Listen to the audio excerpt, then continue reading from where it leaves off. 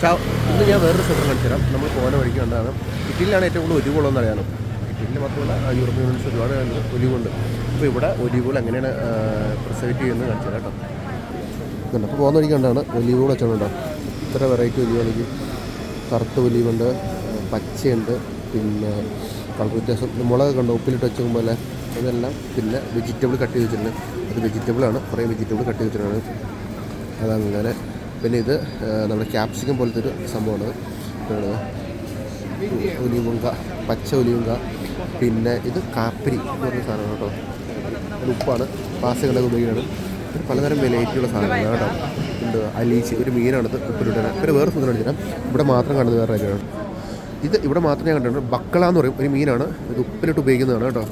ഇതിലുണ്ട്, ഇത് ബക്കളയാണ്. ഈ മീനുകളെല്ലാം ബക്കള മീനാണത്. ഇത് സിസിലിയ എന്ന് പറഞ്ഞ സ്ഥലത്താണ് മെയിനായിട്ട് ഇത് ഒരുപാടുള്ളത്. അപ്പോൾ അടുത്ത വീഡിയോ കാണാം.